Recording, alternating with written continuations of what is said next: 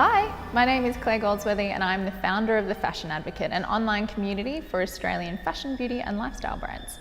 Through The Fashion Advocate, I support good people doing good things and I'm passionate about sharing their good stories. I want to show you that if you have an idea and you have the guts to make it happen, then it can be done because there are plenty of people in the world doing just that. Adam Valastro is one of those people and he's here with me today as the founder of Travelling Tradies. Adam stood up in front of a full house of people at the Hawthorn Creative Cube's pitch night and wowed the whole audience. I was there, it was incredible, it was a very powerful pitch and it won him 12 months free rent here in Hawthorn.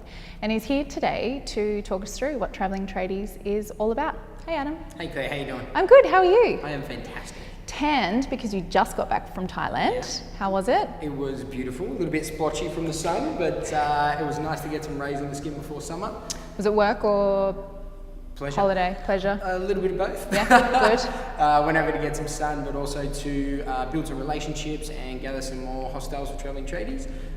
Really beneficial trip and just to get some insight into the Asian market, which was really good. And it was incredible. It was a success all in all. Great. And I got to get in the ocean and a bit of sun, so yeah, win-win. Amazing. It would have been nice if you could have brought some of that back today, but it's Melbourne. A little bit hazy. We'll get there. Let's talk about the exchange economy. So I've known about it for quite a while. I've been a part of the exchange economy for a while. It's the concept of two people exchanging goods or services without handing over any money, and it's an amazing concept. Is that how Travelling Tradies works? Yeah, essentially it's basically a barter system, right? What I wanted to do with Travelling Tradies was it stemmed from my own kind of experience, and it was essentially exchanging a skill that I had for something that somebody else could afford, right? So essentially Travelling Tradies is we introduce and connect Australian tradesmen to hotels and hostels around the world, and they exchange their skills a few hours a day for food and accommodation, plus epic experiences, local knowledge, insight, and all the rest that comes with knowing a local in a place. It was stemmed from my own experiences of working in the industry for quite some time and then traveling. And when I was overseas, it was the easiest way to learn about a place, understand the culture, the people, the perspective of them by giving them something and they giving you something. So for me, especially in that scenario, money has attached to it certain human emotion, right? Anger, frustration, greed, jealousy, whatever it is. And if you can take away that little factor, the essence of what it is to be a human really comes out. You scratch my back, I scratch yours, you know, back to the old days of you've got rice, I've got a goat, let's swap. Yeah. Right? So it's essentially using something that I have and something you have, and how can we come to an arrangement?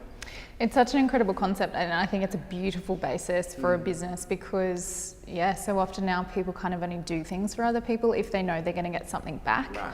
So, yeah, I think it's absolutely incredible. I want to go back to your own personal experience though, because you were a plumber. Yeah. How did you end up finding yourself overseas? What happened? So I worked in the industry for about 10 years, plumber by trade, worked all over Australia, but I was quite, unsettled.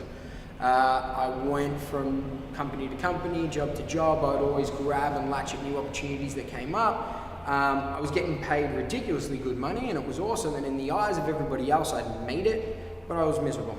And I would wake up every day going like, this can't be it, like there's gotta be more. I would spend a lot of the money that I earned on drugs and alcohol as like a band-aid fix and solution, which is quite a big problem in our industry. And after 2 tradies I knew over in Perth ended up taking their own lives in the space of a week, it was like the straw that broke the camel's back for me. And I resigned from my job, broke up with my girlfriend at the time, and disappeared around the world for 3.5 years. And while I was overseas, the first month I was there, you do what everyone does, you know, you're trying to find your feed and you're partying and you do this, and I got to a point where I was like, I want to be overseas for a minimum of 6 to 12 months. And the way that I was spending money in that month overseas, I might as well have been home. Chewing through it. Yeah. And it was like, well, how can I do this sustainably and do it in a way where I can be here for a long time but really feel the essence of a place? So I was staying at a hostel. I spoke to the hostel owner and I basically said, your hotel looks a little bit shabby. let me fix things up for you. In a nice way? Is that how you said it? Yeah. And basically it evolved from there. So after, I started, it was just for accommodation, and I started fixing a few things around the place. They were impressed with what it was, and then they'd be like, hey, why don't you come to dinner with us? Why don't you come to my cousin's house for dinner? Why don't you come to their birthday? Why don't you come to this volcano only we know about? And it was like, that's where the goodness started to happen. Yeah. And then they would tell their friends, and I literally went from place to place to place, exchanging skills on referrals and recommendations. I had no plan, I didn't want a plan, but it was how I really understood each place. And as a result of that, I feel comfortable in any place that I go to. I haven't been in Thailand in 10 years, and I went down, I felt totally comfortable. And so yeah, it kind of evolved from that. And again, back to the money thing, is like, if you can take that away, it really opens people up to like pull down their doors and let you in, and vice versa. You're in their space, right? But you're also giving back with what you can. And if they see that and can feel that, more than friendships are born, and it's evolved where you really start to understand the essence of that place. That's incredible, and I think it definitely opens up a side of a destination that you wouldn't get to see if you were just travelling it normally, and I think that's such a beautiful thing. Yeah. I know so many tradies that would jump at the opportunity to help out a business and get this kind of experience in return. What kind of trades? What kind of tradies? So we're focusing mainly now for construction trades. However, in future we want to branch out to travelling hairdressers, travelling cleaners, travelling whatever. Wow. XYZ. Yeah. But at the moment, construction trades. The reason why is because I'm a tradie. I understand tradies. It was created for tradies by a tradie, and that's the essence. But I also want to be a model for other tradies to be like, give it a crack.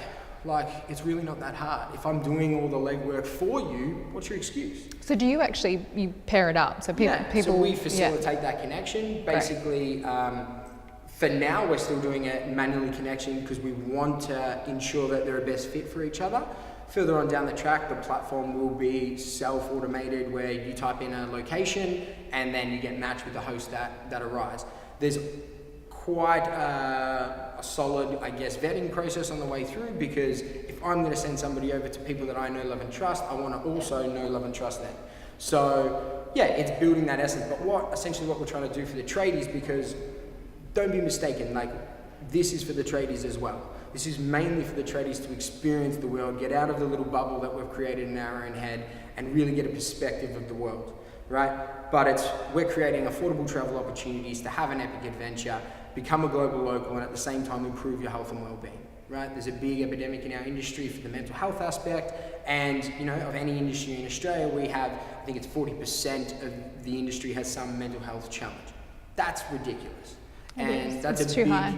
That's a big part of the abuse of drugs and alcohol, but also working 80 hours a week, not looking after your body, not taking a break, etc. Yep. So there is opportunity, and there's all the excuses under the sun, but we've only got one life, why not live it? You know what I mean? Like, live a little. Yeah. I love your energy. This is such a good concept. I absolutely love it. It's so good. In another conversation I had this week, someone mentioned that suicide is the biggest killer of men in Australia. So definitely it's something we need to address, and I think this is incredible. It's a way to get outside of your head and do something that you enjoy every now and again and help someone else. It's such an incredible concept. Yeah. What about taking your tools overseas though? Because I know how much I've had to pay in excess luggage for my wardrobe. You've got kilos of tools. How does that work? So recently we did a pilot trip to Brazil, and we were sponsored by Milwaukee Power Tools, and they gave us 35 kilos of tools. It was a nightmare. That's a nightmare. That is a nightmare. It was a nightmare. We had surfboards, we had tools, we had everything. It was a nightmare. But since coming back, we're in talks at the moment to develop a travel tool pack, which is 12-volt drill, basic hand tools, things like that. The tools that we brought over to Brazil was a little bit of an overkill. For the tasks that you're going to be doing overseas, it's handyman stuff. Okay. Fixing doors, taps, furniture, whatever. Putting TVs up on the walls, you need basic stuff. So we've designed a kit that weighs about 5.5 kilos. You can put into your baggage, and it's there for you, ready to go. That's amazing. And then the rest of the materials, the host, we've negotiated with the host that if they need paint and things like that, they obviously pay for that. And then it's just a way for tradies to be ready wherever they go. Because once you start getting into the flow of that, there's opportunity everywhere. And even some places when I was in Thailand, like I would go there and I saw some things doing, so I painted a wall and got free food for a week. Like I would just go to the restaurant every lunchtime and they'd fix me up. So like you build that relationships everywhere you go. It's really cool. That's so good. It doesn't sound like you are going to be a startup for long. I mean, you're a startup now, but this is it's not going to stay that way for very long. There's a few things as a startup that you've got to obviously learn, keep learning, validate certain things, but also some things hold you back. You know, I'm so grateful that we got an opportunity to be at Creative Cubes because that was a bottleneck. It was having a 24-hour space, being surrounded by high-level thinkers, challenges, things like that, but also funding. You know, we're in the process of looking for funding because essentially we're building an application and a double-sided marketplace online, which costs time, money, energy, and tech knowledge, which I'm limited in. So, you know, we're looking for a technical co-founder and other developers to join our team. And obviously that's a slow process to get through. So, but once we hit a certain point, I've got no doubt in my mind we're onwards and upwards. Yeah, I feel like landing in Creative Cubes as well is sort of going to be a little bit, it's obviously, being surrounded by a good community. There's already someone in mind you need to meet out there. Just you jogged a light bulb then. So the rest of it's going to start falling into place, but you've nailed the idea.